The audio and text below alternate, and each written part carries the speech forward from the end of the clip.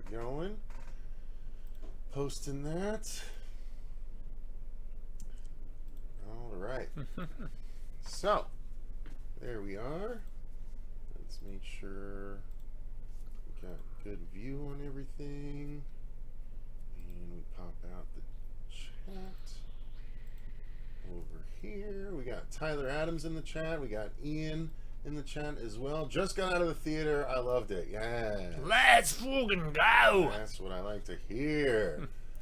So, yeah, this is going to be a fun one to discuss, guys. Most it is a very fun movie. So, we're going to give everyone time to filter in. What up, sluts? Says Robert. What is up, Sir Wolfman? Hey, what's up, guys? Says Alive 2. Just got out of Deadpool. Damn, we're going to be catching a lot of people just as they're getting out, apparently. Nice. Yeah, yeah. They're already saying it's clearing 200 million for the weekend, which is pretty legit, man. That means it beats Joker for highest grossing R-rated opening weekend, which is pretty impressive. So yeah, I would say so. Now this, let's just get it going right. Hey everyone, welcome to the horror show. I'm Cecil Laird. And I'm Jaime Fuego. And we are here to discuss, of course, Deadpool and Wolverine. Is this horror? No. There's some blood and guts and whatnot. Some horrific blood and guts? Sure.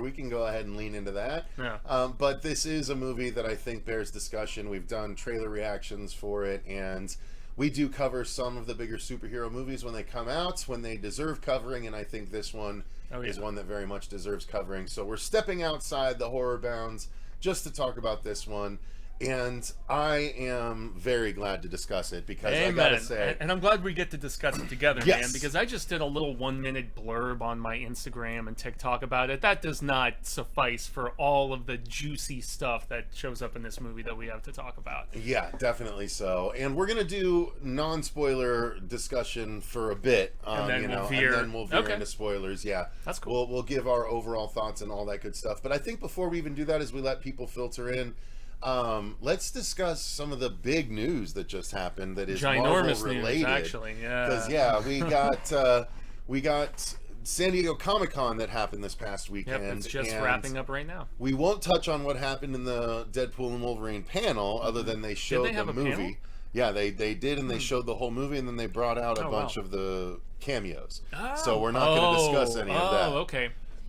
But we are going to discuss other San Diego Comic-Con related news that is not related to this movie. The full-on Feige panel where they talked about upcoming releases and whatnot. Upcoming releases, and specifically the upcoming Avengers plan, which is a 2-movie plan for they do still plan to do Secret Wars. Yeah, the recalibration of the Avengers, really more so than anything. Correct, but they also brought out the Russo brothers in order to MC this portion of the panel where they discuss that, yes, they do plan to do Secret Wars, but in order to do Secret Wars correctly, they have to introduce a vital character, and that's what the other Avengers movie that will lead into the Secret Wars is going to be about, and that one is called Avengers Doomsday. Yep, it was formerly Kang, the Reign of Kang.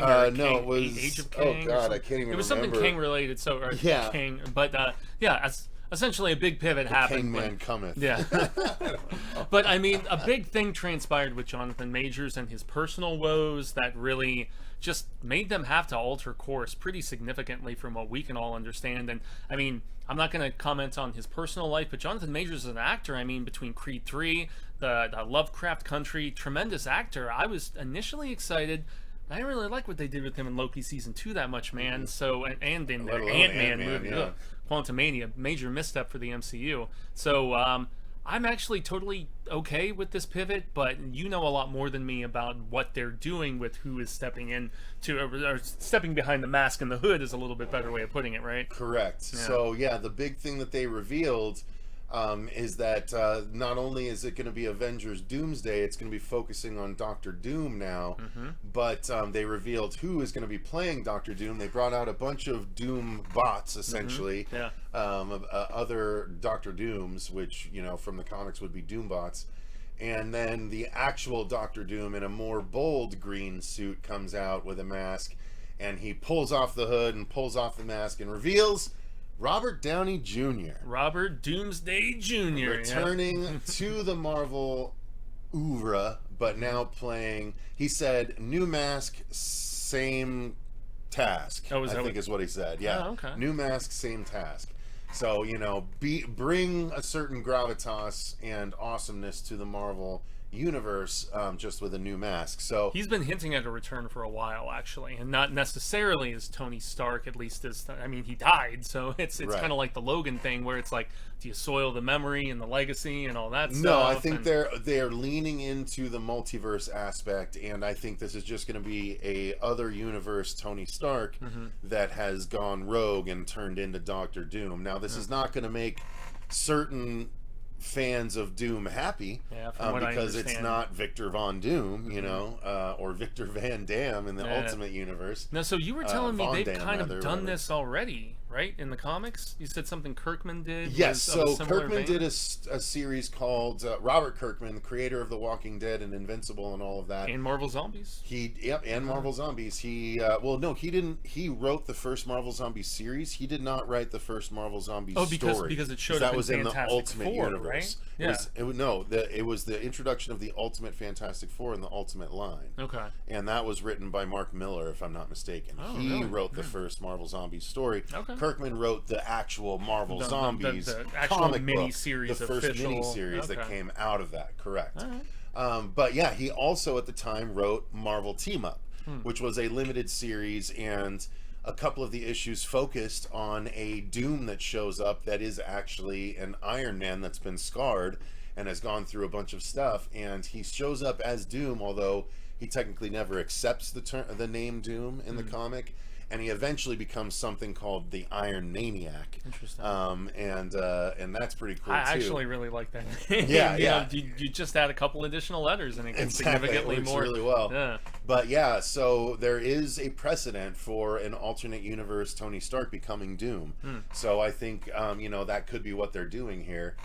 Might come as Iron Maniac, says David Gomez. Yeah. Evening, everyone, says Iron Mike. Let's say hi to people in the chat. Yeah, movie here. Tyler Mike, Adams, yo. Kablixit is in the chat. I laughed a lot and even cried a few times, to be honest. Yeah, absolutely. And yet that's a hallmark of the Deadpool movies, though, is a few serious beats within the proceedings, because I rewatched 1 and 2 leading up to this one, and so...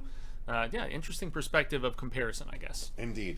Yeah. Tyler Adams also says, I've seen it twice now. The first time was insane. The crowd was laughing and cheering and screaming and everything. Second time was in 3D and they were silent. Fuego said he saw it the second time in 3D and he didn't like it in 3D either. Yeah, Tyler, I did the same damn thing, man, because I was really thinking there was going to be a little bit more heft with the three-dimensional aspect. This is what I got, by the way. Yeah. I got sadly, the Wolverine cup here. Yeah, sadly what I obtained is only in the thumbnail. You guys get a good view, and I get a good view when I drink. Yeah, what I obtained, which was... action when I get to drink. Yeah, Kevin Smith described what I obtained from AMC as the blowjob popcorn bucket. Yeah. Well, I almost got the head pool. The zombie head pool. Is it with the head thing? It was the zombie head pool that was flying with the beanie and everything. Yeah. And that was one of the few moments they $40. the 3D. $40 for a popcorn bucket. I didn't even want popcorn. It includes the popcorn, which is normally like $15. Right, and you can get it. If they would have given it to you in the original popcorn container, so you could keep the head pool pristine.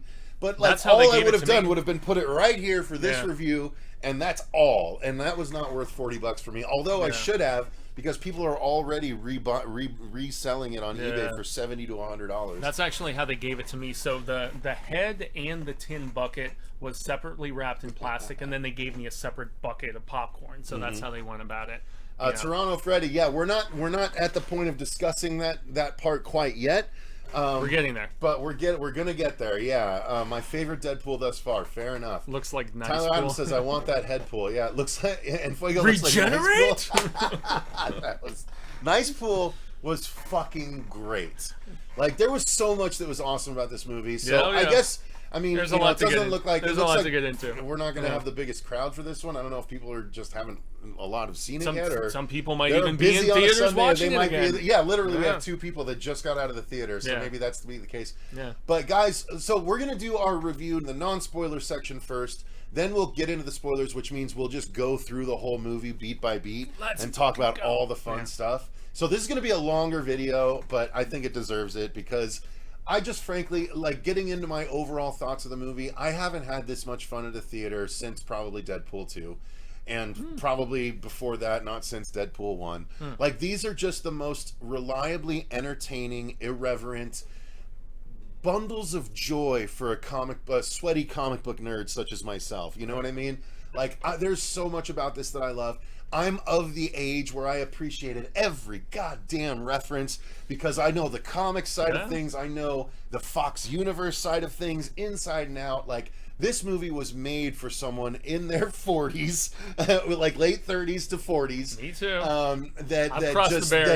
That all of this was everything for them growing up. Oh yeah. And but not even everything. Like, what's fun is they pulled fringe, like seemingly fringe aspects, right? They went all the way back to the first comic book movie, what like the first Marvel Comics movie, I should say.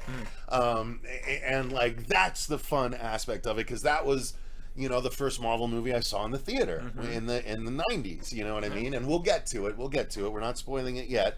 But all of that made for, and plus you include Ryan Reynolds, one of the most charismatic actors of all time, with Hugh Jackman, one of the most badass and charismatic actors that has ever played a superhero, let alone the hero he plays for 20 years now, or almost 30 years. He's gonna now. play it till he's 90, as they joke about it throughout the entire movie. Till like 2 seconds till you're 90. But yeah, this film Whoever was fills those so much shoes, fun. man. It wasn't the deepest movie, No, but wasn't. it didn't need to be. And I appreciated that about it, because of the fact that yes, they lean into things like the fact that the TVA That's one of my favorite fucking he's like we'll I get can, to it. We'll get to it. We'll get to it.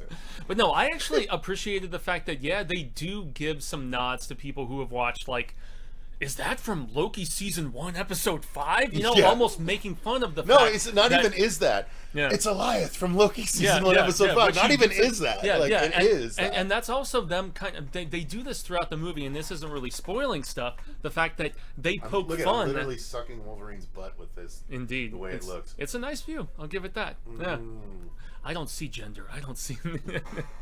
But you know, dude, I enjoyed the fact that that's appropriate response. That they actually, exactly. I enjoyed the fact that they basically sped people who wouldn't necessarily know a few of those nuances through the lore and kept them updated enough. But yet, those who actually have watched all of the supplemental stuff, they do kind of diss the fact that it's necessary. The fact that Marvel is like, oh, you have to have watched Ms. Marvel to understand the Marvels. You have to. So that's why he even makes a mention like that of, oh, from one episode, one reference to one little thing, you have to have seen that to understand this. So it's so self-referential. It's so well aware. It's meta as all hell. Not just with the MCU, but most definitely with the Foxverse. You know, rest in peace, Foxverse. You know, this really got me nostalgic for even the lower points of it, like, I don't know, some of the Daredevil and I guess the Elektra movie was okay. You know, we're not spoiling yet. What are you doing? Well, there were certain things that were totally revealed in promotional stuff, which that was like, wasn't yet. That was that was. What, in a TV spot? Not in one of the main trailers. Well, it was talked about on Entertainment Weekly by she gave interviews and whatnot. People don't watch that stuff necessarily. Okay, well, we're still in non-spoilers. Okay, well, sorry guys. I just feel like anything that's in a trailer or where people were doing press or promotion for it isn't necessarily a spoiler. No, it is though. Like, that's one of the people that they brought out in the panel. So, but it's okay. I mean, again, we marked it as a spoiler discussion. Mild thing. We're okay. You know, we're okay. That's not even the tip of the spoiler iceberg, guys. No, which is what I love so much about it. Finish your overall thoughts then. No, I had a blast with this movie. You know, it was a little more streamlined than I was necessarily anticipating, but that's not a bad thing. That's because of the fact that they needed to rope in those who haven't watched all the supplemental MCU stuff and who perhaps haven't watched anything besides Deadpool 1 and 2, maybe Logan, and because they show and reference both of those, all three of those. But yeah, man, I had a blast with this. I actually enjoyed it more on the second viewing, because the first time I had a few gripes about this and that here and there. And, you know, most notably the utilization of the characters from the first two Deadpool movies that I feel like kind of take a backseat a little bit. You know? Yeah, of course they 100%. But as much Not as kind of as they have to. Yeah, I think for this story they needed to. Yeah. But honestly, it was so easy for me to just let this movie wash over me like a warm blanket of jizz. You know what I mean? filling a soap dispenser as the joke with Colossus. And so I rewatched 1 and 2, and I know you said you didn't, right? And so there were certain... but they're very clear in my mind. Yeah, the first one especially, I still think might be the king of the mountain for me of the 3 Deadpool movies. I think so too. Yeah. This I felt was a major step like above the previous Deadpool film. It's not that Deadpool 2 didn't have some real hallmark moments, especially like in the end credits of Deadpool 2 where, you know, he's reading the Green Lantern script or when, you know, him going around killing with the cable device and stuff. That stuff was gold. And also butting heads with Negasonic and your name is too damn long and all that stuff. That was funny. But this I felt was kind of an improvement after Deadpool 2. But the first one was, it did so much with so little. I mean, leaking the footage and, you know, just finally finding an audience for and the end credits with a little bit of nostalgia fun, farewell to Fox and everything. I thought was really tasteful and awesomely done, and it's a celebration of what really paved the way for what the MCU was eventually able to do. Agreed. So let's get into the crux of it. So the story, again, without trying to spoil too much, is basically Deadpool finds out that his timeline is in jeopardy of being erased because of something that happened that that he had no control over, and so he is put in a position to try and do whatever he can to save his timeline and thus all of his loved ones. And his idea for doing so is to recruit a Logan to try and help him along the way. And so it makes the opening scene, without spoiling things, we'll get into it. Yeah, exactly. We'll get into it in the spoilers and stuff. But it's very hilarious. That's the crux of the story. And then he locates a Logan, and they do their best to try and save both of their timelines, in essence, and everything that plays out from whatever that. You want to say. The story just plays out so fun. Again, it's not the most deep thing, but it's super entertaining pretty much the whole way through, so I enjoyed how the story played out. I did too, man. You know, some of the simplicity of both this and the first movie, it's the second film where it got a little bit more convoluted with the additional characters and time jumping and all that stuff with Cable that I had a little bit more of a gripe with. But this one, I mean, you know, amusing melding of so many different things, because I was wondering how the juggling act was going to transpire of, you know, the whole Disney MCU and Marvel Studios stuff along with the Fox stuff, and it leans more so into the Fox than I was anticipating. I thought there was, it's not really major spoiler, but I thought there was going to be more of an MCU presence maybe than there actually was. It's more so kind of you know, I don't know, you know, the fond farewell, as I said before. It's to closer that to Fox what I wanted iteration. it to be. I wanted it to be Deadpool kills the Fox universe, and it's closer to that than it is to anything else. Which was a comic, and didn't they also do Punisher kills the Marvel Universe at one point? And so that was like kind of a one-shot they did a number of times with certain characters that were more of the Marvel Knights, Marvel X sort of brand that veered more so into the R-rated material. So So story-wise, you know, it was fun enough how it played out and everything. Acting-wise, everyone did an awesome job.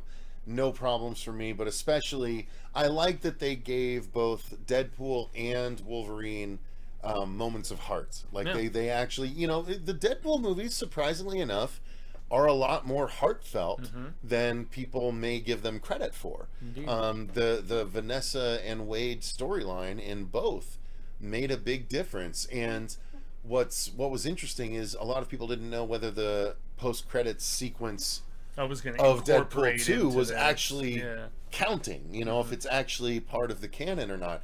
And it turns out it very much was, which is why the TVA gets involved, because Deadpool is fucking around with the time frame. She makes a jab at one point to him about getting shot, you know, with the new guy at work and exactly. everything. Well, that begs the question, though, do they remember the alternate stuff? Because she wouldn't know that she got shot if she got saved. This is true. So that's the problem I was having. Like, there was a little bit of some contradictions, a little bit of nitpickery that could be going on, you know what I mean? Truth be told. But yeah. Nonetheless, it was still, I did like that they brought the heart, and I will talk about those moments, especially the Logan scene. Like, I feel like Hugh Jackman, so where he is being pressed by, I will say, because this was in the final trailer, Laura. Okay, when where he's they're being sitting in the at the campfire, campfire. and Yeah, he tells his version of what you know. You're always the wrong guy. What happened? No, the whole leading up to that, the Yeah. whole he tells his story. And I like kind what of she happened. says to him when she first sits down with him. Yeah, well, dude, about- that whole stuff. yeah. We'll get into it. We'll get We into will. it. But that whole scene, I feel like we've never gotten Logan at that vulnerable, except for in Logan. There's another scene later in the film where we get Yeah. deeper into it, which Well, I thought yeah. this was even better. Maybe, well, no, maybe. maybe I'm thinking of that scene, the one where he goes into everything, where he talks Where about you what see all the actually stones happened. and Yeah. everything. Oh well, no, it wasn't that. So Okay, you know 'cause what? we are I getting only the saw two it once. scenes I'm confused. getting I them. ju- I think yeah, I'm I just mashing them saw up it a little again. bit. Yeah, I think I'm mashing actually them saw up it a again little this bit. morning. So yeah, I wanted to go Yeah. this morning. Honestly, Yeah. I should have.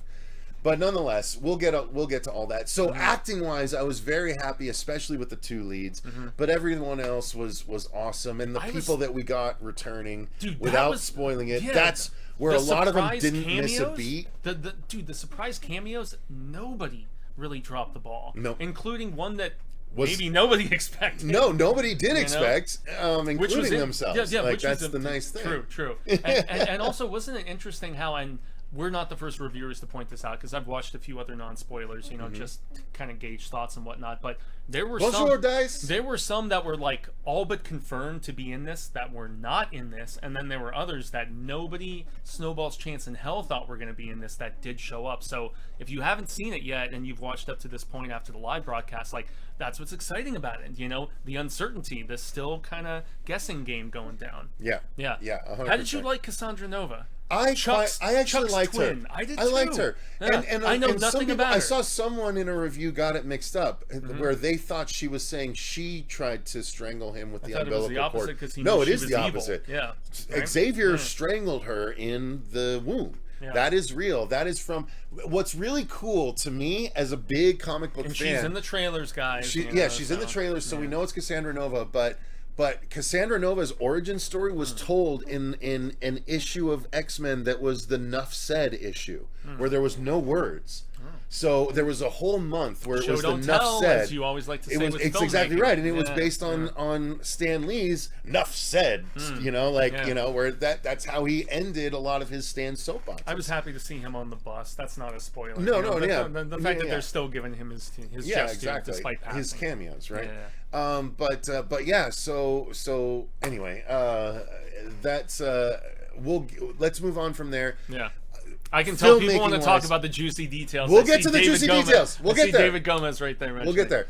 Filmmaking wise, done very well. Yeah. Sean Levy as a director did a fantastic job, and the filmmaking, the cinematography was awesome. It's been a different director for all three of the Deadpool Yeah. movies, as I was reminded. Tim Miller, Chad Stahelski, I want to say, of John Wick fame, and then obviously Levy, who did what, Free Guy? And a couple of other. He's done a lot of stuff actually. He did like Cheaper by the Dozen with Yeah, Steve dude, Martin, he's man, done some crazy. Yeah. Like everyone starts somewhere, right? Oh, yeah, Like totally. I love that he's built his way up to this because this was fucking rad, dude. Yeah. So yeah, the filmmaking was amazing. I particularly loved. I don't know why this seems to be controversial, or at least I've seen some conflicting views of the intro.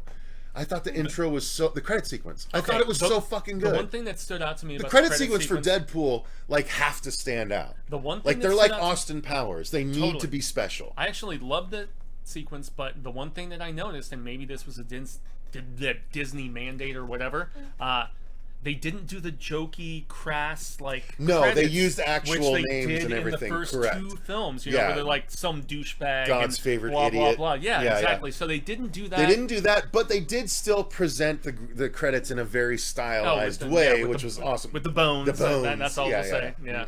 Yeah. Adamantium bones. Adamantium is apparently officially in the MCU now. So, It always was. well.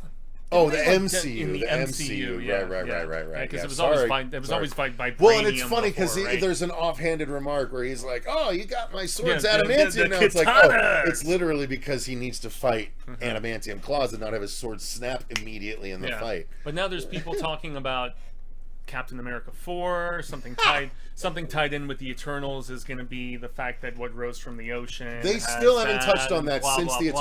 Eternals. It's been 12 movies, Yeah. and they still haven't announced or touched on what happened there. But without spoiling stuff, one thing that they do mention constantly throughout this movie, and they poke fun at it, is how Marvel has kind of dropped the ball in the post-Endgame. Yeah, I think everything's been great Welcome since to the Marvel Endgame. universe. You're entering at a low point. Yeah. and then Nice Pool is like, I think everything's been great since Endgame, and he's just like, all right, so we, and then finally the effects. Well, the music effects too, are incredible, and throughout, the music. Yeah. I mean, like it's of the same ilk of lots of popular stuff from past. Yeah, like, of course. All the needle drops are awesome. Apparently, and I heard Ryan Reynolds, or I saw Ryan Reynolds tell a story about how he got Madonna's song in there. Like a Prayer. She was at the premiere, from what I understand. Yeah, well, he said he went and actually asked her, and she was not only game, but she suggested something. He's like that they incorporated, like she suggested something they do with the song that they incorporated, which raised level. And I'm guessing it would be when they went to the chorus aspect towards towards the back half of the song. Which they did at the panel too. Yeah, the choir. So and I think that was really smart. If you went face to face, Cecil knows a thing or two about approaching somebody with notoriety face to face to get something going. You never know, man. Yeah. You never know until you ask. So, all right. So let's get into the spoilers. I think it's time. My favorite needle drop is a montage, which we will get into in the spoilers. Thank you guys for being here. I'm not sure why we've got 9 people watching when it's Deadpool and Wolverine. Yeah. Maybe we're doing the spoilers thing too early, but I appreciate everyone that's here to party with us. Talking about this around the same damn time. He did Adam Project too, which I actually quite liked. Free Guy Adam Project, and lots of TV work from what Stuckman was saying in his review before this. So Nickelodeon things and whatever. Shit. Yeah, but my favorite needle drop was probably the Back to the Future montage, because that's what, as we jump into spoilery Back sort to the of Future stuff. montage. Which one is that? The Huey Lewis song, Power of Love. Oh, when you see the jumping to all kinds of different right. Wolvies. So let's get into it here. Yeah. All right. Spoilers. Yeah. Even though we've done a couple. All right. Tried to tread lightly. Sorry for the. No, it's fine. It is what it is. So we start off with the opening credits sequence, which is Deadpool. Like, it's so funny because the whole thing starts with him saying, we were one. People are asking us, are we going to disrespect Logan? And he's like, and of course the answer is yes, we are. And it starts on the X. The sad X of the grave. He's like, I'm in the capital of North Dakota. I'm in downtown North Dakota as he's digging up. And he's, digging up, and he's basically trying to prove that Wolverine can't die. Yeah. And unfortunately for him, he sees that this version of Logan did in fact die and is just a skeleton. And he's literally sitting next to the skeleton when he's attacked by the TVA, and he starts using Wolverine's adamantium skeleton as weapons, multiple weapons against the TVA in a violent, bloody massacre that is so much fun to watch. And as he's doing things like throwing the bones are coming across, and that's how they present the credits. And it was so hype. How did the theater react when that was happening? Ironically enough, I can't remember who in the chat said that there was less of a pop when people were seeing it a few days later in 3D. I think it's because the 3 p.m. day of was just, it was raucous, man. Yeah, it really freaking was. And people were going bonkers during that particular scene, and Deadpool even doing the NSYNC dance bits and whatever. Bye, bye, bye. And I must say, even after rewatching 1 and 2, they're violent from a fake blood spray sort of bit, but I think this might have been the most violent of the Deadpool movies, I think man. so. As far as gore and things like that Between this scene and the Deadpool core scene, and it was just incredibly amusing to see James Mangold this past week kind of give some shade to this movie even being really? a What thing. did he say? He was like, multiverses taint, the work that's been done before, and they kind of diminish and so on. So he's kind of salty about the fact that he wanted the last ride for Hugh as Logan to be what it was, and so that's where when he was like, he regenerates and blah blah blah, and then he digs up the skeleton and he's like, hey, the only thing is a big old trash can of money from Disney, blah blah blah, good night mate, and all that. So but even more so hilarious is the fact that they have been building up to this. Rewatching Deadpool 1 and 2, he's been building up to wanting Wolvie with every movie. Oh, yeah. Legitimately, you know, between both 1 and 2, he's had references, he's had action figures, like the whole 9 yards, man. He's been just clamoring for this, and so I like the psych out with how they approach the beginning of the film, with you wondering maybe they are going to actually have it be, you know, that Logan, and it's not, you know. No. But, well, so then we go to Deadpool interviewing with the first cameo. I think it's the only real MCU cameo besides who we get way late from Loki. Right. Yeah, which is Happy. Right, exactly. Yeah. Happy Hogan, played once again by Jon Favreau, who directed the original Iron Man. So that's fun, and I thought it was funny. You know, Deadpool is being very earnest about just wanting to matter. And we also learned very quickly that his when he was in using jeopardy. well, and also that when he was using the little cable thing, he decided to jump to the sacred timeline and try to become a part of the Avengers, and they turned him down. So that was a big thing, like an ego, little smash ski of sorts. Exactly. Tyler Adams says the dance was chef's kiss. Yeah, when Deadpool was doing bye, it was fucking awesome. And then the 206 bones in a human body, 207 if you're watching Gossip Girl. Yeah, he references his wife a number of times in this, Blake Lively. Oh, that was the reference? Because I never watched Gossip Girl. Gossip Girl she was a primary character in that, and then there's also a couple other points, and she was Lady.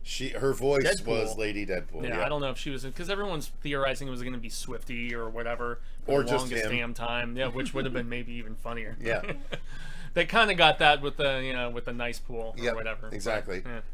But, all right, so that whole scene with Happy, man, I dug it. I thought it was especially funny, especially when he gets turned down and then he's like, "Hey chauffeur, can you take me to like Shake Shack or something like that?" Rejection makes me hungies. Yeah, it was a fun interaction. It was, yeah. And then the TVA stuff. Well, no, then we see Deadpool and all of his friends, right? They're alive. Everything that happened in the post-credits sequence of Deadpool 2 actually happened. He saved Vanessa and Shatterstar too, apparently. I guess technically, did he save all of X-Force in the end of Deadpool 2? I rewatched because I thought Shatterstar was one of the ones that died. He got chewed up by the helicopter blades. And yet he showed up at the party, so but he was the only one besides Peter. Yeah. The only one that actually died, you know. I watched the extended cut, which is like it adds 15 minutes, but I'm not sure if it trims a few other things. Is that the one with Red Savage? No, that was the Once Upon a Deadpool, which was version. Right. Excuse me, which was the first film, but okay. Yeah. So that was the PG-13 repurposing of the first Deadpool movie, and then when they did Deadpool 2, if I recall correctly, because I don't know Once Upon a Deadpool, but at the end of Deadpool 2, I mean, you've got those funny little cameo bits where he saves Vanessa and then he jumps to shooting Ryan when he's reading the Green Lantern script, and then shooting himself at the Deadpool bit kind of thing. Yeah, Merc minus the mouth and whole bit and everything. So all that happens, and then he goes to the he's captured by the TVA out of the party with his friends. And he meets Mr. Paradox, who is running an offshoot of or at least a subdivision of the TVA, but he's not wanting to abide by the TVA rules. Yeah. And he's threatening to start pruning realities with his Time Ripper device that he is currently having built. Yeah, and because this is he thinks that after Loki season 2, the TVA doesn't do things the way they used to. Leaned heavily into the Loki stuff with this. So. And so he's trying to go back to the old way the TVA did things, and Deadpool's... He calls himself a mercy killer, I think, if I remember correctly. Right, and he was explaining to Deadpool that his reality is disappearing because the Logan in that universe died, and he was like the linchpin. He called them a anchor being, and the fact that he's like, your anchor being is dead, and he's like, no, I'm still here, and they're like, you think you were the anchor being? And then lo and behold, it is in fact Logan. And that is one of the funnier moments in the early proceedings of the film, where they put on all of their different screens, like the scene from Logan where X-23 is there with him, and he's got the puncture and he's about to die and everything, and they cue in the music, and everyone's like trying to fight the tears back on their eyes as they're rewatching, and they're just like epic, amazing. And Yeah, Wade is a little bit resentful, and he just takes it in stride, though, which is fine. And that's when he jumps into So yeah, into the aforementioned montage. I love he so much. steals a TVA device so he can jump realities, and he immediately goes in search of a replacement Logan, and we get the first series of awesomeness with the Wolverine cameos, right? Yeah, a whole series of them. Starts with comic accurate Wolverine, which is just Hugh Jackman sitting at the bar, and you think they're like redoing the first appearance of Wolverine in the X-Men 1 movie. Yep. And then Deadpool's trying to talk to him, and he like hops off the stool, and he's like the 3'6" version of Wolverine, that's super hairy as well. Yeah. And Deadpool's like, comic accurate Wolverine, come, you're so cute, like, and it's so funny. So that one was really funny. But right after that is where I geeked out so hardcore, man, because of the fact that I was such an Age of Apocalypse fan, and I remember that cover, dude. So I got into comics with the death of Superman, the breaking of Batman's back, Green Lantern going crazy. That's the only one I think I didn't read. The Spider-Man Clone Saga. No, Emerald Twilight is what that was. Okay. Then the Spider-Man Clone Saga and X-Men Age of Apocalypse. All of these things happened about the same time, and all of them got me into each respective thing. Clonage around the same time too. No, it was later in the Clone Saga. Yeah, okay. No. Clone Saga is what was going on. I'm remembering like Kane and all that different stuff from that's the Spidey that's how comics. the Clone Saga ended. Yeah. But yeah, so. Anyway, the Age of Apocalypse, we get to see that Wolverine whose left hand is a stump, a metal-covered stump, and he actually punches Deadpool with the stump at one point. That was fucking cool. What's neat is, eventually in the comics, it reveals that he does still have the claws that come out of the stump, but in this one, it stays in, and he just freaking wails on Deadpool, and it's so cool because he's got the big long fucking mane. which Tyler's even talking about. Yeah, he's like his hair. It's like the longest pointed. It's so fucking cool. Yeah, Age of Apocalypse was my favorite Wolverine cameo. I loved it.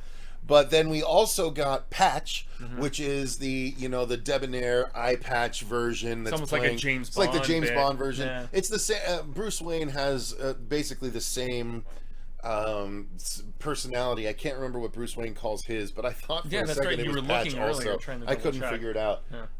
But yeah, someone in the chat may know what Bruce Wayne's Patch personality is, but it's basically that. And then after the Logan movie being slightly influenced by a certain comic book, we go full on. There was an old man Logan, that basically shoots Deadpool with a shotgun right out of the gate.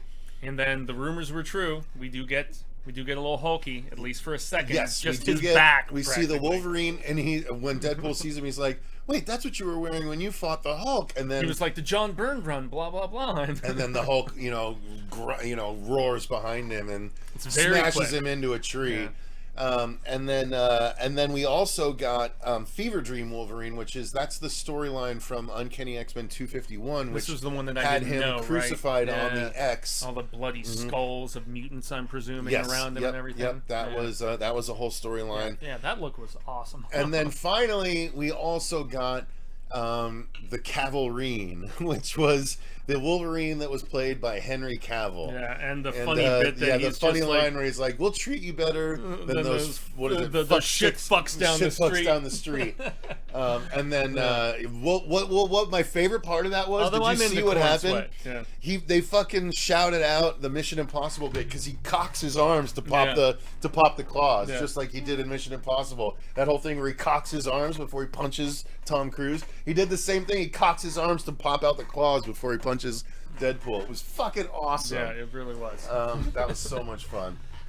All right, so then Mr. Paradox sends Deadpool and then he finds the Wolverine, right? The Logan that is just trying to drown his sorrows. Montage. Right, that's the end of the montage. Where he finally and so that was one of my only minor gripes about the film, was that I felt like they kind of glossed over what actually happened with him. He's like, I just went out and got drunk and wasn't there to help them. But was he it just said I was on. He didn't say he got drunk. He said he went on his own. He said he was stumbling home when they were getting attacked by the humans. Stumbling. Okay. Yeah. So I thought he just went on one of his Was that ever like a story things in the comics where he was not there to aid his comrades or whatever? No. The better, like the Old Man Logan story is, I think it might have been Mysterio, but one of the villains Who was rumored by a lot of people to be in this, and he wasn't. Yeah. Made him see, like, changed his eyesight so that he saw all of his friends as all the villains he's ever faced. Oh, and he so literally kills all the X-Men himself Yeah. because he sees them as villains. Who was the one who wrote that? That was Mark Miller, also. Really? Yeah, he wrote the Old Man Logan, the original Old Man Logan storyline. Mark Miller, who also created Kick-Ass, and that. Okay, yeah, nice. Yeah, because he also did a badass. He did Wolverine. What was it? Enemy of the State. I think he did a Wolverine story that was fucking cool that John Romita Jr. drew. It was awesome. Yeah, and he has a lot of his own IPs. I mean, Kick-Ass, Kingsman. I mean, yeah. Well, he's got an entire universe of stuff, dude. Yeah. Like the next big thing is the Magic Order, is a Netflix show that they're doing that's based on like a 4 or 5 series in a row. All right, so yeah.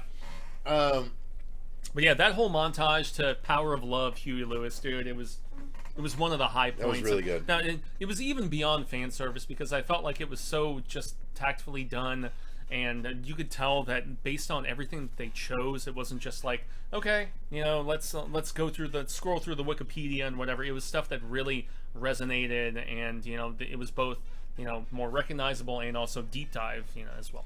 So yeah, Deadpool brings what they call the worst Wolverine to the TVA, and Mr. Paradox almost immediately sends them to the void. He's like, of all the Wolverines you could choose, and then he's starting to eat that sandwich, and he's like something makes me like eat my catfish feelings. or whatever. I eat my feelings.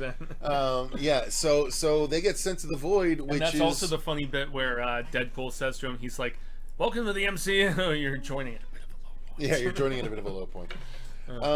And then so they go to the void and they basically have their first fight against each other. Yeah, with the 20th Century Fox logo in the background. That actually it's missing from a few shots. They only added it at one point when he gets knocked really far back.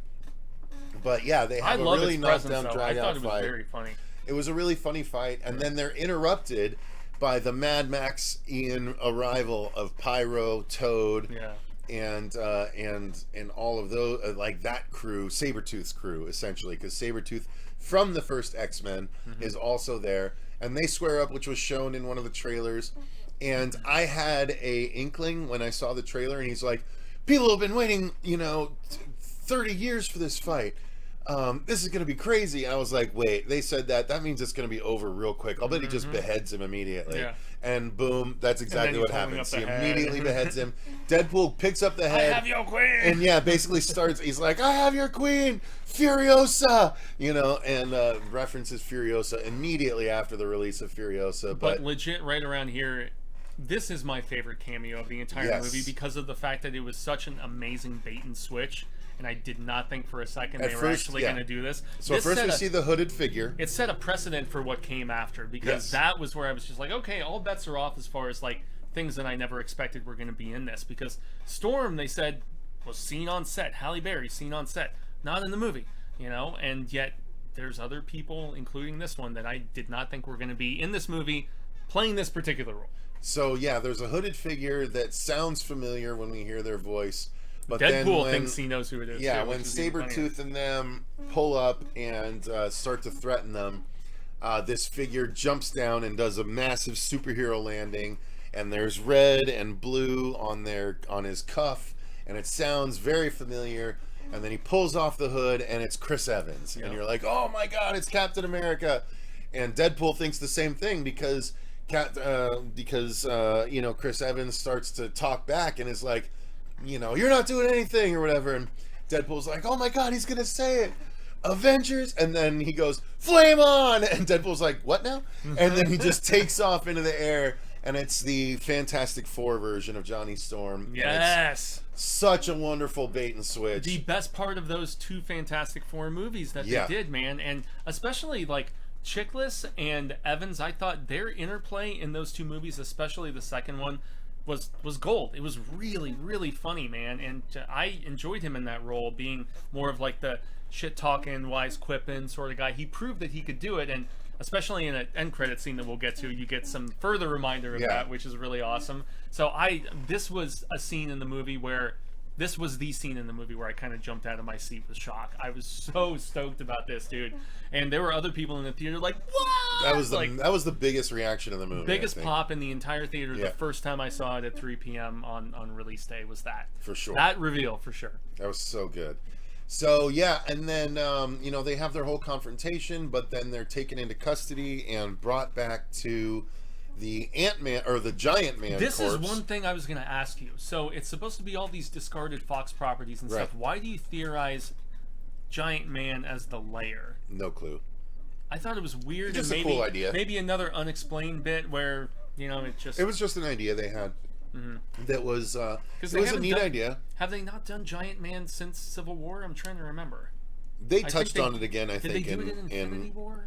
No, I think they touched on it in the third Ant-Man movie briefly. I think the daughter got big. Okay. But anyway. Help us in the chat if you guys remember, if you have any theories as to why, when it's so Fox-centric, they would have that as a layer. That was the only reason why I thought it was a little At the very strange. least, it allowed for a fantastic joke where he's like, "Oh, Paul Rudd does age." Yeah, Like, that was where the one thing so comes, the mask good, comes yeah. up and the skeleton behind.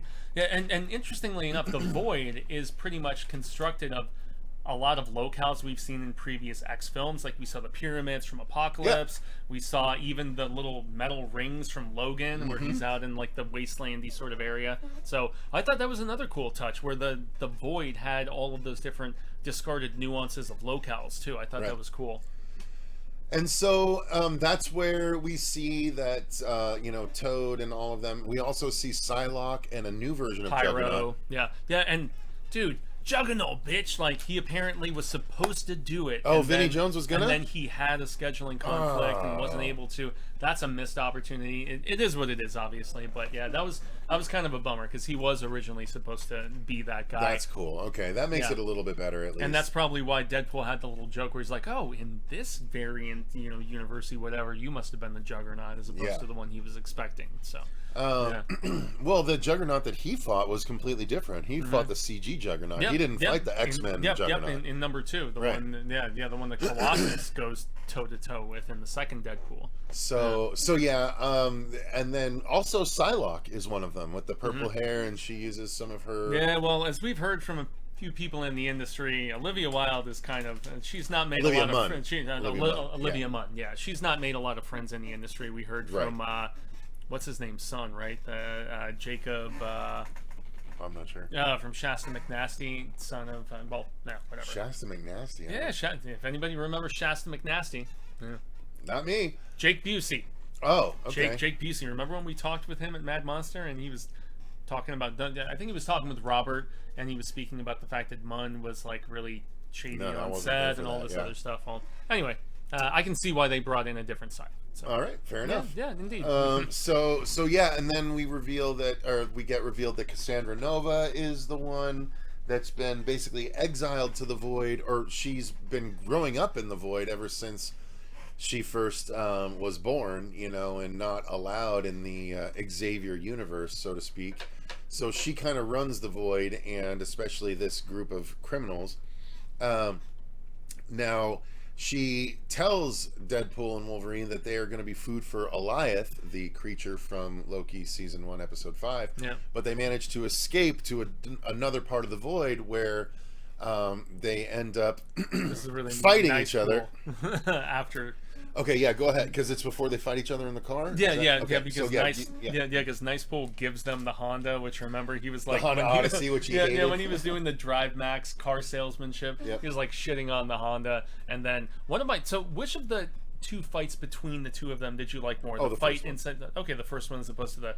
Because the car fight to Greece, I thought it was really fun, actually. Yeah. And the fact that it was like with more like full on like just deep gut level shit talking between the two of them, where he's like, you couldn't even like work things out with a stripper or whatever, and he really goes below the belt. Nothing to say, mouth. Yeah, and he's like, ooh, I'm gonna fight you. Yeah, now. he's like, I'm gonna fight you now. Like, oh fuck, yeah. And then they put on the Grease music. You're the one that I want, which is really funny. And then they have the little coexist sticker with all the blood splatter. I wanted that to be our sticker so bad. Which was so funny, man. Yeah, I know. It would have been glorious.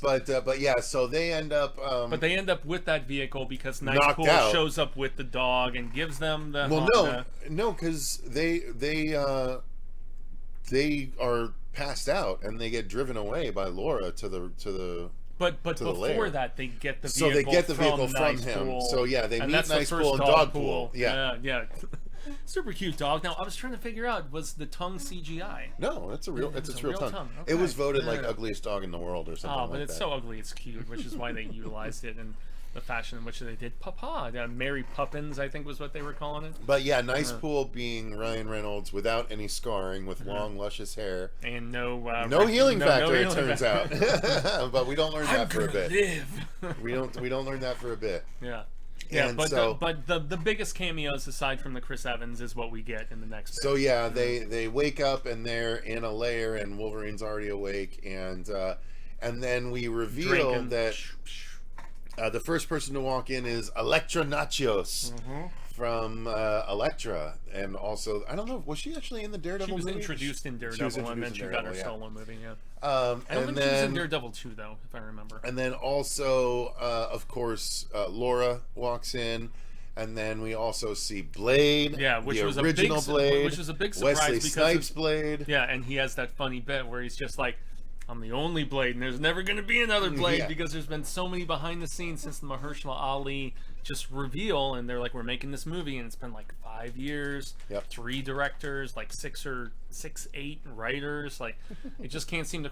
Mia Goth is the villain, signed on for it too, dude, so... Supposedly. Yeah. see Well, if it happens. she commented on it on the Maxine red carpet. We'll see if it happens. We'll see if it happens, and that's why they made fun of it, because Wesley Snipes probably doesn't want another, And doesn't then want another Blade out there. The But the big cameo I surprise was most excited about when I saw it was, from an aborted project. and it actually took me a minute to realize who it was. Did Like it? the first time he walked in, I knew who the character was, but I didn't know who the actor was until they went to a close up. I knew immediately because I remembered he was going to get his own Origins movie. Yeah, remember? so Yeah. Gambit walks in, and it's played by Channing Tatum, who was signed on to have a solo Gambit movie for a number of years, and then the project ended up falling through. Yeah, Now, 'cause remember they were Channing gonna is a do- bit rounder now than he was probably at the A time. wee bit. He's so not the, doing Magic Mike anymore. the you know? problem is so the Gambit thing, like, it's onto your face, so it's snug. shaped by you. You It's know what I mean? snug now. If you don't have a fucking chiseled jawline, it's Get not a going to look the neckline best. swimmer,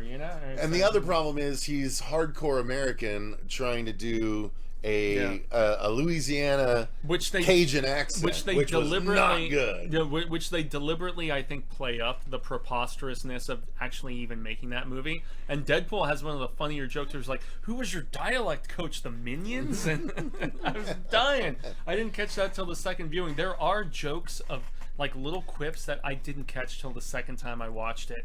And I know Sean Levy and Ryan Reynolds were like, there's stuff you're going to be laughing and you're going to miss, so you got to go spend that extra money, see it a second time, so you can get all the jokes. And that was one that I did not catch the first time, but it was really funny. And I mean, because originally it was going to be Origins Wolverine, then Magneto, and then Gambit were Yeah. the 3 they announced, and they only made Wolverine, and after that underperformed, and bad press and fan response, they actually Our folded. first look at Ryan Reynolds' Deadpool. Yeah, yeah, and they also folded the Magneto stuff in the First Class, from what I understand. So, yeah, I mean, all's well that ends well, I suppose. But, dude, I actually liked the way that they utilized him. Not so much with the jokey talking, but the fighting. Like, I thought the card The play, card stuff was awesome. the like exploding And then when bodies he and pulled shit, out the staff too, yeah. I was like, yes, that's fucking awesome. Yeah, because I No, mean, it works, Mon Ami, dude. he was one of my favorites from the cartoon, Dude, dude. me too. And Yeah. he was my favorite. That's why episode 5 of X-Men Which '97 I was haven't watched. fucking. Yeah, but I know it's yeah. You gotta watch I've it. heard, It's nominated I've for an heard. Emmy. Yeah. That episode was nominated for a fucking Emmy. I heard. It's that good. Yeah. Remember it. Yeah, no, dude. I've heard Gambit the stuff is they amazing. do with Magneto, hunking up Magneto, and all this different stuff. I mean, they kind Yeah. of did the same thing in Age of Apocalypse, right? A Yeah, little they bit, did. but, Well, you the know. whole Magneto Rogue, Yeah. no less. So no, but it's so good. And seeing, honest to God, I always knew the charged up cards would be cinematic, and They fuck looked if they're rad, not. dude. They're It was one of so the few cool. times where I the did watch the 3D Gambit fan film that came out just about a month ago. Actually, it's like a 25-minute Gambit fan film that was awesome. Yeah. This was really cool. The charged up playing cards are so fucking good, dude. And especially when his eyes like glow purple too when he tosses them, and then when he does the whole, and then he can fucking throw them all out. Like it's so. Gambit is such a cinematic X-Man. Agreed. Maybe the most cinematic X-Man. Agreed, dude, and that's why of the 4 that we got in that sort of, and one thing that I said in my little short little minute thing about this, I actually thought that they did not overstuff the turkey with cameos. They didn't put too many in there. Yeah. And I was very appreciative because it gave each of those 4 characters to shine. I mean, shit, dude, if anything, X-23, the returning, maybe got the least amount that I was expecting, at least from the fact that she was in the trailer. And I people thought she still was loved it, and I like great. when she put on the glasses from Logan and when stuff. she was about cool. to beat some ass and everything. There was very little hint of the Spanish until she spoke Spanish for one line, where she's like, I was going to say, I got and I got a comment from our old friend Miss Bond. So she was like, the calf cut, like that was something when she was a fan of our show. She even messaged me and she was like, why didn't you warn me about the calf cut? And I was like, I don't know. I mean, whatever. You're still watching the show? That's cool. But yeah, man. It's a great alternate name, Jaime Pendejo. I've been called worse, trust me. But yeah, man. So I have seen some people criticize the fact that it was more slow-mo in some of the earlier fight sequences, like what Stahelski and Tim Miller did, and that one was a little more janky, quick cut, handheld. Did that really bother you much about that scene where these returning characters, you want to see them shine and kick ass? No, you mean when they were fighting in the Ant-Man base? Yeah. No, I liked it. I liked that everyone got their shine. Everyone got to be like, we got to see the thing from the beginning of Blade, like literally that thing that he throws and goes around the room. So fucking cool. Like they brought that shit back. He sliced bitches up, like he sliced Toad to hell. Dude, I like where he had to, he was like, oh, it was from the Punisher, the little rocket launcher thing that he had. And then he's like, there's like 5 Punishers. Some motherfuckers are still trying to ice skate uphill. Yeah, that was awesome. Yeah. I was like, yeah, they still are, man. Yeah, fuck them up. Yeah. No, it was fun, and even Elektra was kicking some ass with her size. Like, dude, Jennifer Garner. By the way, one of the best things was when they fucking said something about Daredevil dying, and she's just like, eh. Which was such a meta commentary on her relationship with Ben Affleck. The same way exactly. Too, unfortunately. Oh my god! I'm sorry, Ben Affleck. But... It was so fun though, like just the meta-ness of was awesome. And there were some I concur with some peeps where this might be the most meta of all the Deadpool movies with the 100% it is. The constant references to both Disney to Fox to real life relationships with actors to real life, for sure, 100%. All right, so let's continue on. That whole fight was cool. So they get inside. They confront Cassandra. Cassandra gets the upper hand on them until Laura manages to behead Juggernaut, and Deadpool gets his helmet. Which I was surprised they cut away from. I thought it was okay. I mean, they didn't need we'd seen a couple beheadings already. Just throws up the backpack, which has the helmet in it. And I kind of like, because the next time we see outside in the foreground on the left is Juggernaut's beheaded body, just kneeling there. And so I was like, okay, cool. Just kind of like spurred up Mortal Kombat style. And so Deadpool uses the helmet on Cassandra, and she immediately gets powered down and and she gets shot by Pyro.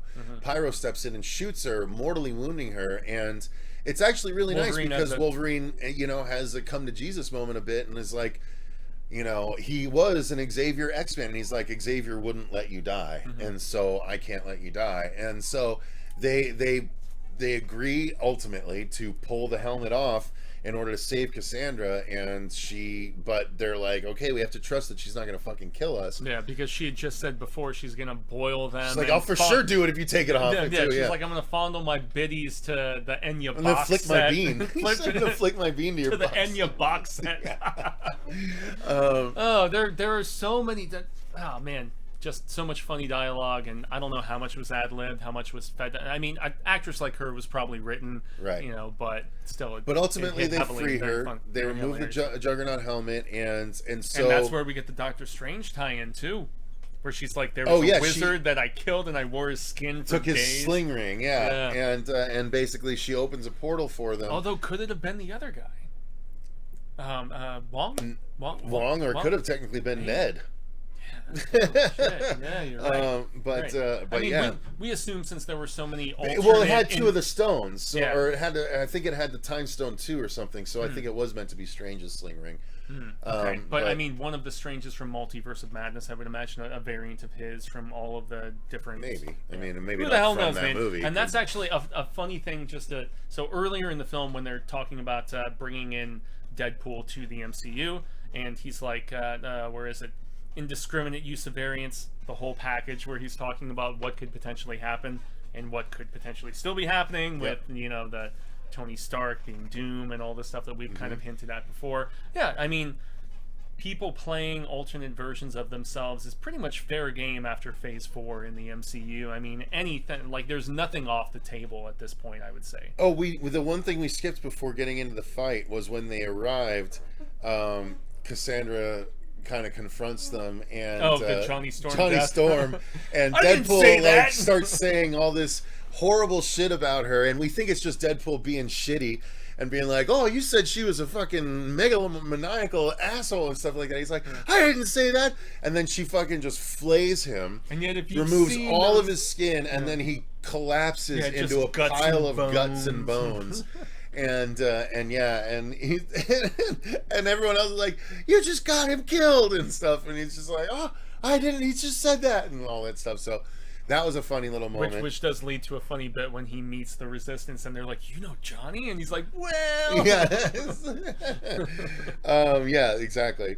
That happened earlier, in the first meeting, didn't it? It did. Wow, before they brought back the cavalry and infiltrated and everything. Yeah, I thought that was a very funny interaction, man, and it just reminded me that when he was doing stuff like Not Another Teen Movie, and even which he reminded us with Knives Out, Chris Evans can still be a funny asshole.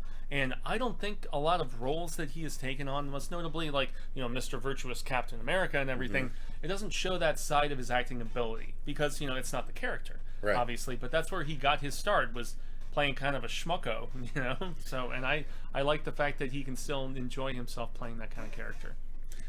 All right, so I'm still catching up to where we are. So. Not everyone gets a speech where he hits. That's right. Pyro walks in, starts talking, and he just knocks him out. Yeah. Not everyone gets a speech. Yeah. All right. So, so basically, after they save Nova, she opens a portal for them to, I think it was it Deadpool's timeline?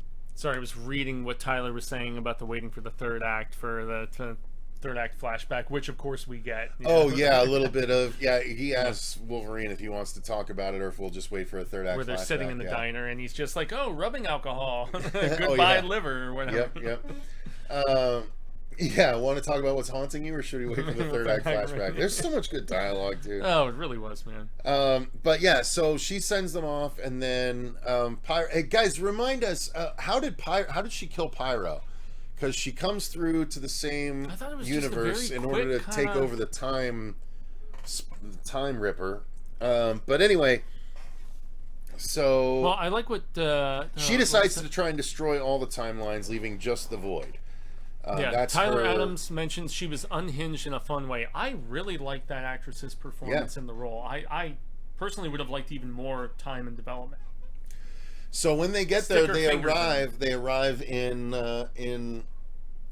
Liefeld's Just Feet shoe store. Yeah, that's right. And he's like, let's give some time for all the actors to all the extras to pile out. Yep. And then they more basically all of the suddenly a portal opens and Dogpool shows up, but then also Nicepool, but they're followed by Lady Deadpool and the entire Deadpool Corps. Which consists of Zombie Headpool, which is flying around with his beanie, the only CG one, and then there's also Kidpool, which apparently someone said that their kids voiced the voices of a couple of Deadpools, so Kidpool was probably one of their kids. Let's let our kids cuss, it's great. Yep. Again, Lady Deadpool was voiced by Blake Lively, Ryan Reynolds' actual in real life wife. Good on you, Ryan There was Reynolds. Western Deadpool, there was, Scottish Deadpool, there was so many Deadpools. There was the little, samurai Deadpool with, the tiny little arms and everything. Yep, samurai Deadpool. Well, after they got cut off, he was regrowing that's how them. Yeah, so I've seen many of these Deadpools on the cover of comics or people cosplaying as them at, What is the CN Tower, Toronto Freddy? What CN Tower? CN Tower. What does CN stand for? I can't think of what CN stands for in the Void. CN Tower. I don't know what tower you're talking about. I'm assuming that's something with regards to one of the previous X-Men movies, because we saw so many different I don't know. I So don't many know what different CN locales Tower that- he's referring. Like I Yeah. don't know what CN stands for. Someone else said that earlier, or if it wasn't, it might have been Toronto Freddy earlier too. She grabs. Oh, she just snaps his neck with the fingers through the face. Okay, yeah. Okay, I gotcha. Tower in the wait. Okay, so that's somebody else mentioning. Yeah, the body horror with the fingers running through the head and brain and stuff. I thought that was awesome. really effective. Yeah, I did too. And it was something new. You know, at least we haven't seen that before. That was pretty cool. and also, dare I say, it didn't look as CGI as it obviously was. You know, when it was coming through like the nostrils and the eyeballs. And yeah, it was very obviously Yeah, Canadian National Tower. I know there was a idea. lot of Canadian references throughout this, from the Saskatchewan to various. And he's like, "How dare you insult my country?" When he puts the knife through the guy in the opening fight scene and everything. You know, like tormented by a day player or whatever he said. Yeah, I mean, I don't know funny. why the CN Tower is in the void. Yeah. Maybe the people that work there did something very bad. I don't know. But that whole, like, he's like, kill a bunch of you guys, he's like, Wolvie is like so about it. Well, not only that, and that's when he finally, the needle drop when he finally puts it on happens, too. and then he pulls the cowl over for the first time. Yeah, and yet he's got the funniest thing. He's like, "What's the wind resistance on those blowjob handles?" Yeah, he's like, "I'm sorry, I'm just a catty bitch when I'm jealous." and he makes he's like, the other "You ready?" Batman joke too, right? Where he's like, it's like Bruce, it's like Batman, but he can move his neck around. Yeah. And it looked awesome. The cowl looked awesome. I think later I liked the cowl less and less the more I saw it when he was kept it on delivering and was his starting to dialogue. talk and Yeah, it everything, didn't work as nearly It was as a well. little bit better when he It was looked like it kicking was like ass looking like a different direction than the character. Although I thought it was interesting how they made the white eyes move around just like Deadpool's. Yeah. Too. Yeah. So well, that I mean, was a that's the way corresponding- Wolverine's mask works too. Okay. Yeah. Mhm. Yeah. So yeah, that the cowl was awesome. It's like, holy shit, are you saving all the good stuff for the end? Like, that was fun. And then they Of just course, proceed they all start to regenerate though after being slashed. Yeah, they all like in a very old boy-esque shot, side to side. It's just going through the bus Deadpool and everything, Wolverine slicing through a bunch of different, of the Deadpool core, cutting them to smithereens and pieces. And then, of course, they all start to regenerate. But before that actually happens, Deadpool calls them out and grabs Nicepool. He calls himself Deadpool Prime. Yeah, he calls himself Deadpool Prime. Deadpool Prime here. He grabs Nicepool just as all the Deadpools start shooting, including Lady Deathpool is like Uzis, and starts shooting Talking them. about those 50 caliber Desert Eagle gold plated. Yeah, he just wanted those. And so he just uses Nicepool as a shield, and he's like, don't worry, your healing factor is gonna kick in. And he's like, healing factor? And he's like, what? And then he keeps using him as a shield as he keeps walking across to a cart, a little bit further, but he turns him around. Like at first he shot in the front, then he shot a bunch in the back. And then one of the variants spits a little dart, and he's like, I can't feel it. He's like, I can't feel anything. He's like, why are you so living? He's like, I can't feel anything. You're gonna live. And then eventually he gets his head blown clean off. And I don't think he's gonna make it. Deadpool's still trying to CPR him. Oh, but dude, also where Wolvie just has the dog and then ceasefire, stop shooting. That's right. He just casually walks, holding the dog, and they're all just standing, looking as he walks with the dog. Yep. And so they cut through all the Deadpools, but then they start to regenerate themselves. And the baby's laughing. Yeah, the baby's laughing the whole time. And then they're about to fight again, but then Peter Pool shows up. And all of a sudden... He was in part 2. Yeah, Peter's from part 2. This is the first time he's put on a Deadpool costume, but it turns out all the Deadpools have a Peter. And I think Peter basically became the analog for the Bob character from the Deadpool comics. There is a really close friend, Bob, that's not really a friend, but Deadpool considers him a best friend. So was that more like the T.G. Mellor character from the first film, No, who only was in for like a scene? I don't think he was supposed to be Bob either. Okay. But I think Peter is basically what Bob essentially is. And so, all the Deadpools have a Peter, so they all love Peter, and they stop fighting, and Deadpool and Wolverine sneak off. And so they go to confront Mr. Paradox, who is trying to fire up the Time Ripper, and then he says, you can stop it, but whoever does it is going to die. Yeah, because Cassandra has, she took his knowledge about where it was. And she's grabbed on, and she's trying to eliminate all timelines except for the Void. So they go in, and Deadpool first starts to stop it, but he can't quite reach the other conduit. And so Wolverine shows up and stabs it and grabs on. And it's basically the end of Guardians of the Galaxy, where not just one person can hold the Power Stone. All the Guardians had to hold on to the Power Stone to survive. Turns out just 2 of these guys needed to be a part of it in order to survive. Because they can both regenerate. Right. Because Mr. Paradox thinks he's gotten away with everything. Because B-15, the character from the Loki TV series, shows up. She's running the TVA now.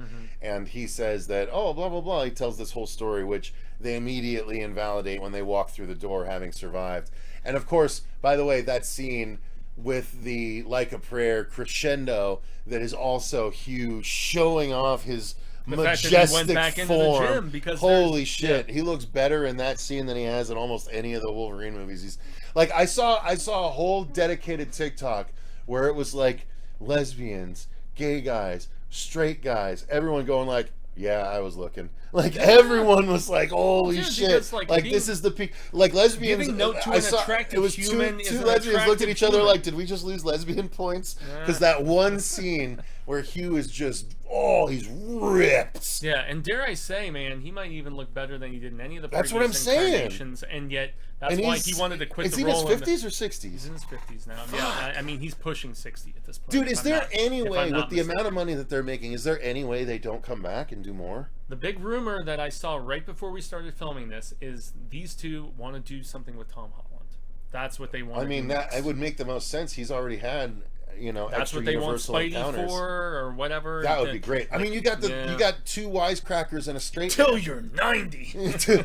Yeah, I love that shot too because he leans in. He's like, till you're 90. So good. Yeah, because when and if it eventually. Oh yeah, the con bit. He's like, call me Khan, after he switches Wolverine and stuff. I never even watched The Wrath of Khan, but I know because of Star Trek 2, like the Abrams version, they just reversed it, right? They reversed that moment. So I'm familiar with the moment. I hated Into Darkness because Wrath of Khan is one of the greatest science fiction movies ever made. Dude, I like the Kelvin timeline movies. I like all 3 of those. I like 1 and 3. Dude, I like all 3 of those. I just don't like movies. the second one because I will rewatch those before I watch any of the originals. Okay, I don't give a shit about those. Into Darkness was the only time where they were retelling a story from the original Star Trek. Yeah. 1 and 3 were their own thing. I thought the Kelvin timeline was dope as fuck. I did too, except for that one. Deadpool checking out Wolverine after his clothes rip off. Yeah. And also the other 2 people too. Do you know the guy that they were joking with the whole time? He's like, "Does your wife work in HR?" And that guy was funny. And the butt is coming right at him. And I don't want the world to see me. Yeah, more funny needle drops, dude. Whether it was like Avril Lavigne, Goo Goo Dolls, like whatever. They just very tactfully, even dude, where they were getting ready to rumble and they had that Jay-Z song going, like, yeah, I mean, very like precise stuff based on the hilarity that was about to ensue. Really enjoyed it, and then I mean, God, that's pretty much. So yeah, they save everything and. They explain away because the whole movie basically Deadpool convinces Wolverine to go along because he says the TVA can help him fix his timeline too. Educated wish is what he says, I think. Yeah, I didn't know it's an educated wish. That's a running gag. Yeah, but then B-15 says no because if we changed anything, then he wouldn't be the man that would have helped you save the universes right now. And that's He's like, there's nothing to fix. Spiderweb intricacies and about so, this sort of stuff. Yeah, and so that's why he ends up basically inviting Logan back to his friends in his timeline. X-23 being there was the only thing that made me scratch my head a little bit. No, because he said, I have some friends that need some help too. They helped us in the void. So he got all of those people out of there. She's the only one who is there for partying. At the party, but we can assume that because we never saw Gambit, Blade, Elektra, or Laura die, so we can assume that all 4 of them are out and about somewhere. And we also never saw them in a Logan movie. True. Well, that's what I'm saying. Is if Laura made it out, they're all out because he specifically asked. I have some friends. Like initially, I was just like, "Why the hell?" What I'm is she saying there? is, we can still get a Channing Tatum Gambit movie. Like they could literally do that now. I liked a lot of what they did with it. Fucking buy him a dialect coach. Yeah. God damn, get him an actual Cajun one. Make sure it's not the Minions. I actually thought that he was legitimately making it. They bad. better return for Secret Wars. So here's the thing. He's like, I haven't seen Sling Blade. That was so funny. He's like, what Gambit is trying to say, where he's like translating for him. Some folks call it Kaiser Blade, or I call it a Sling Blade. You know. Oh, man. Yeah, no. So I don't know any. I've never read Secret Wars. I've read the recent Secret War, but I've never read the original Secret Wars. Was it 80s or 90s? It was. I think it was 80s. Isn't that where the black costume came from? The black suit for Spider-Man came from Secret Wars. I mean, I never read. So if they're that doing Secret Wars, that means they're going to introduce the black costume for Spider-Man in Secret Wars. I mean, they already did it with Raimi, but that's not anything canon. No, not in the Marvel. That's its own separate supposedly Venom transferred over to the Marvel Universe and left that little piece of symbiote. Oh, yeah, that's right. That was after supposedly Venom still 2, in the Marvel right? Universe, but then they retracted that in it looks like they're retracting that in the new Venom movie where he didn't actually go over or something. So they can actually still do the alien suit they find during the Secret Wars. Better than DG's dancing, I guess. Yep, we get the black suit, says Tyler. Yeah, I think. I think we get Toby, Hugh, and James Marsden's Cyclops. Oh, that'd be fun. There were a lot of cameos in this that I was expecting. Storm or maybe Marsden. I'm glad they didn't overdo it. Yeah, and that's what I said. I'm glad they didn't overstuff the turkey, dude. Because I think they could have gotten away with one more montage, like the Wolverine montage. But it's again, I wanted them to visit all the Fox Universe movies. Yeah. Just brief. I wanted him to kill all of them. I wanted him to kill the Thomas Jane Punisher. I wanted him to kill Elektra. I wanted him to kill Daredevil. I wanted him to kill Cage all to of show it. up. Kill the Ghost Rider. Fuck yeah, dude. That would have been great. Yeah, there was so much speculation. All of that should have, again, if it was like Deadpool 2's post-credit sequence and it was where it that was just one brief, thing after another, and he just is destroying them all. Yeah. That would have been everyone would have fucking loved that, and it still wouldn't have overstuffed the turkey. I don't think. What I was kind of expecting. That's what I was expecting too. Yeah, and honestly, we got that, but with Wolverines, and they could have instead of other characters. And as opposed to only 4. They could have done 6. Agreed.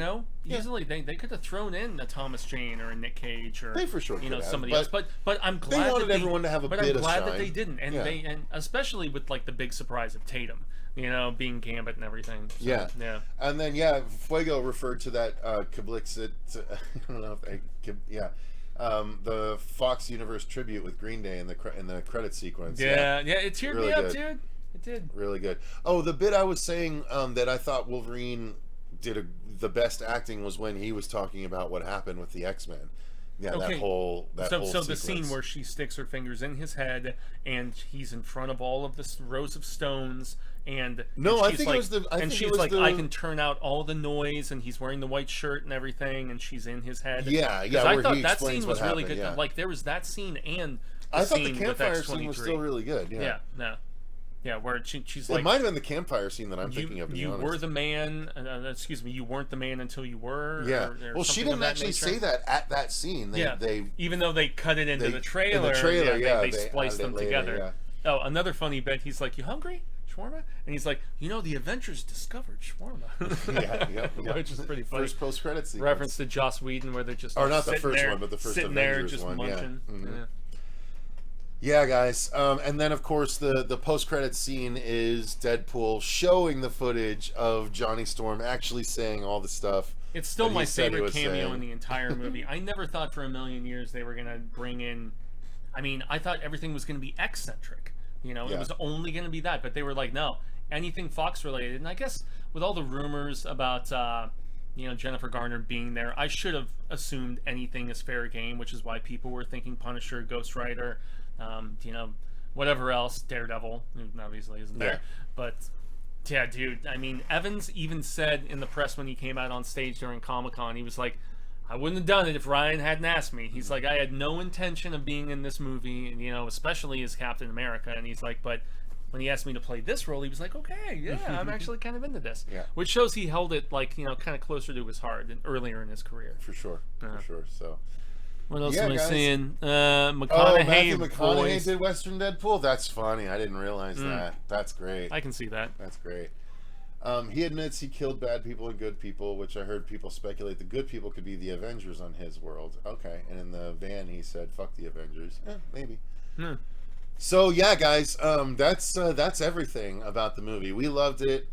We had so much fun throughout, and it's fun even just revisiting it. So. Oh, it was. I'm just, getting giddy even re-talking about it, man. So So I'm excited to watch it again eventually, but we'll go ahead and cut it off there. I know Catherine still wants to see it, so maybe in the upcoming week I'll be out for a third time. There you Who go, knows? there But you go. yeah, clearing 200 million, good on you guys. I mean, it was really like just a love letter and an aspiration that Ryan had had for since 2016 when the first one came out. He wanted so desperately to do another movie with Hugh after the debacle that was Origins, and so good on you, man. I'm glad that you finally got to live your wish, sir. So yeah, there you go, guys. Thank you very much for watching. Let us know what your thoughts are on the film, any and all, spoiler and non-spoiler, in the comments down below. Thank you to all of our patrons for supporting the channel the way that you do. We greatly appreciate each and every one of you. Woo! Until next time, though, I've been Cecil Laird. And gracias. I've been Jaime and Fuego. Thank you to everyone that participated in the chat. We greatly appreciate all of you guys as well.